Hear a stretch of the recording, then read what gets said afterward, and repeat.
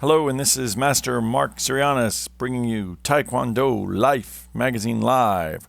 We are a member of the Bleav network. I am just back from the biggest USAT Team Trials in U.S. history in Tulsa, Oklahoma, and I am glad to be back. I actually just got out before a dust storm hit, which probably would have delayed me and had me still in the lovely city of Tulsa. This episode is brought to you by BetOnline. BetOnline remains your number one source for all your sports betting this season. Everything from pro and college basketball to UFC, MMA, and more. You'll always find the latest odds, team matchup info, player news, and game trends at BetOnline. With live betting options, free contests, and live scores for almost any sport or game imaginable. BetOnline is truly the fastest and easiest way to bet on all your favorite leagues and events. Head to the website today, betonline.ag, or use your mobile device and join and get that 50% welcome bonus with your first deposit. Please make sure to use the promo code Bleav, B-L-E-A-V, to receive your big rewards. betonline.ag, where the gaming starts. So, team trials is always a big deal. Again, COVID and the whole 9 yards changes of mentalities and schedules, but it is certainly back, and it was held this past weekend, Super Bowl weekend. I can't tell you how many people ask me, you're going to a Taekwondo tournament on Super Bowl weekend? Answer, yes. You do what you love, you go where you're needed, and you go there when you're loved. So we flew into Tulsa, a really quiet, kind of sleepy town, but very inviting to Team USA. The event took place at the Cox Business Convention Center, which is beautiful, really a delightful looking building. People were friendly, never been there before. People were quite friendly for a huge team trials. Now, it's a small event compared to things like nationals, because what we're talking about here are those folks that went through the nationals, went through the Grand Slams, and are now at the highest of levels. So only a few competitors in each of the categories. But the level of play was just, both on sparring and the karugi side, was terrific. 3 rings, 4 rings when Poomsae was in full bloom with freestyle, and a small referee corps led by referee chairman Grandmaster John Sieber. And the event referee chairman was Leslie Chung, esteemed international referee, Olympic referee candidate for 2024. But just a terrific leadership there. Required us to be on our game, making sure we were prepared, because so much was at stake. So much is at stake at every tournament, but when you get to this level, the athletes have trained so hard and come so far. You never want a referee's decision to be what keeps someone from Pan Am qualifiers or U.S. national teams. The format for sparring was pretty similar to the normal format for sparring, but it was high level. The coaching that was going on was terrific. You had your top tier coaches who really understand the rules, who really understand how to direct their athletes. When I listen as a referee, you can hear the coach's commands, right? And it's none of this generic coaching. It's very specific. But the sparring was great. It was fun to watch. The event went on for 3 days. It was a Friday, Saturday, and Sunday event. Saturday was a very long day.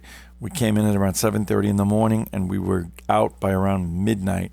But it was not an inefficient day in the sense that it didn't go that long because of inefficiencies. It went that long because of volume, and it was planned. So athletes didn't have to sit around all day. Some of them had late call times, like 10 o'clock in the evening and that type of thing. So it was organized well in that way, but still a long day nonetheless. On the Poomsae side, of course, as you could imagine, terrific freestyle and recognized Poomsae. The difference being that in normal tournaments, you have Poomsae where it's randomized, it's selected, and that they do 1 or 2 Poomsaes depending on whether they're in the preliminary or semifinal or final round.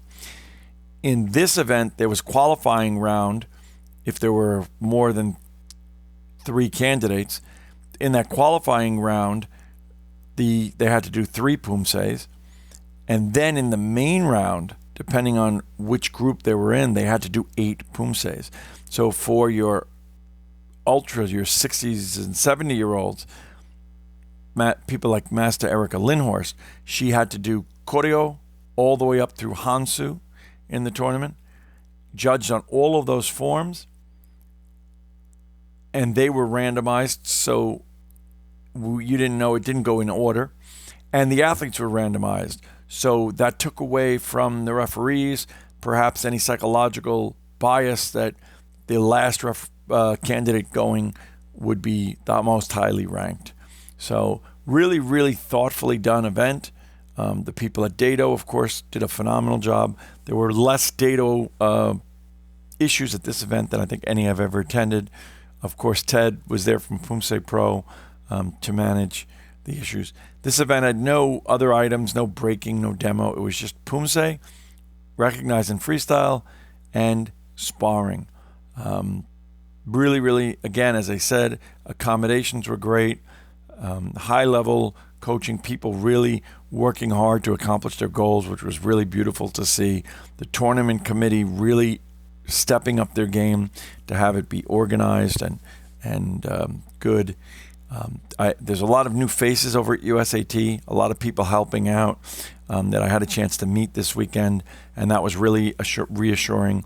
Young people, young blood, people who are really incentivized, I think, to do their best to represent USAT. And I was really, really pleased and proud to be a part of that.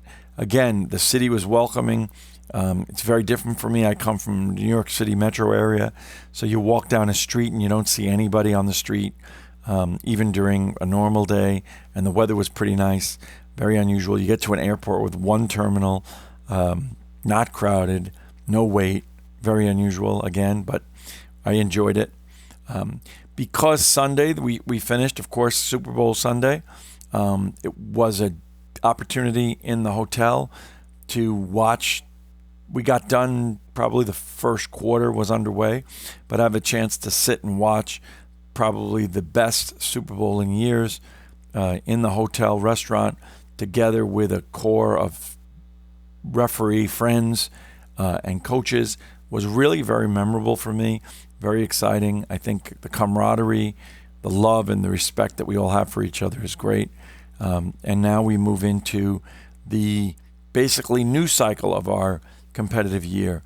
We're starting with all of our state championships, into regionals, into nationals, into Grand Slams, and then again into next year's trials. So I look forward to seeing you all at all those events.